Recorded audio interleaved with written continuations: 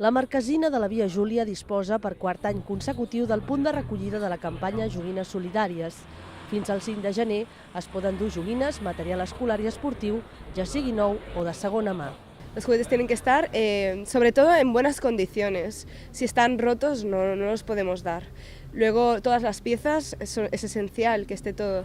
Sobre todo, queremos que sean juguetes que estén bien. Más que nada porque los niños son muy listos, saben cuando falta una pieza y de verdad que nuestro fin es darle lo mejor. Els organitzadors necessiten també joguines noves, especialment per a la franja d'edat entre els 8 i els 14 anys, el perfil més complicat d'atendre. Qui porta una joguina de segona mà que s'ha quedat nova és perquè s'ha quedat petit el seu nen, no? I això són de 7 cap avall, i qui compra moltes vegades pensa també en els nens més petits. Realment el que costa més arribar, no només a la nostra campanya, a totes les campanyes solidàries de joguines, és perfils des de 8 anys cap amunt.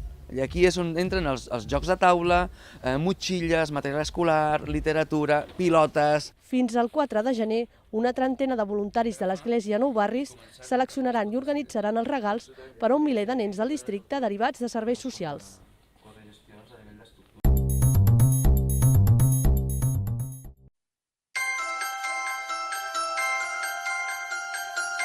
Tot el que hi ha, tot, tret, ja et diu, de les figuretes, que no, les figuretes no són, doncs és fet d'aquí del casalet. Hem sigut tots que s'ha fet tot. Pintar les cases, vestir-les, posar les finestres, la llum, és a dir, que és tot és manual. Tota la fusta, diguéssim, dels carros. Sempre anem a buscar un poble, diguéssim, conegut o no conegut, sempre. Que vam fer una sortida i vam dir, què fem? I no ho sabia perquè hem fet moltes coses ja, i vam dir, mira, Besalú. Com a agraïment a Besalú, que vam dinar molt bé, doncs vam dir, Besalú, perquè hem d'anar a buscar un altre lloc.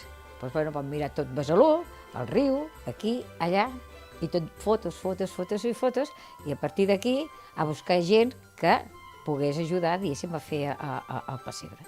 Cadascú ha fet el seu granet, el que ell ha sapigut fer, el que els hi fa il·lusió de dir, mira, això d'aquí, veus, ho he fet jo. El local és molt petit i aquí es fa en un mes i mig. Estem tots aquí, diguéssim, des del matí ja fins a la tarda. I aprofitem totes les hores que podem. I ja està. És un pessebre que cada any ho dic que és del barri.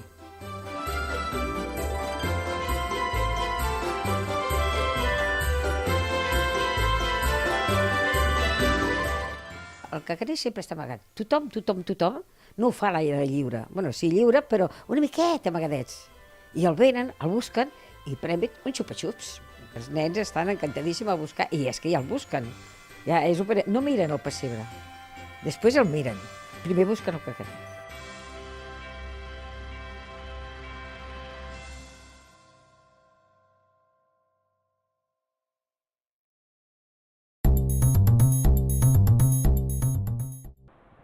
A punt de començar les obres d'un nou camí de vianants que unirà la part alta de Ciutat Meridiana i la part baixa de Can Cullàs.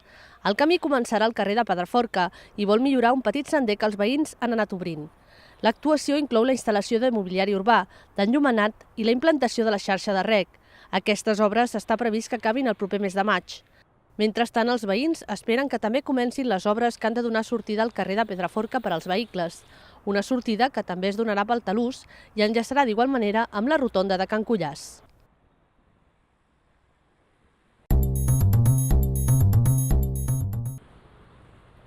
Els tècnics municipals han iniciat els estudis per conèixer l'estat de la masia de Can Valent i saber quines mesures serien necessàries per reforçar l'estructura i fixar-la.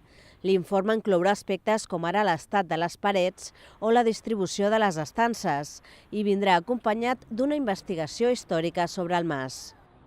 Les entitats de Port han reclamat des de fa anys la masia com a equipament per al barri o d'ús educatiu, però la seva proximitat al cementiri de Sant Andreu sempre ha estat un escull. En els darrers mesos, els usuaris dels horts urbans de Can Valent, situats a tocar de la masia, han alertat d'alguns despreniments de pedres de la façana o la teulada del casalot i han urgit a actuar-hi per evitar mals majors.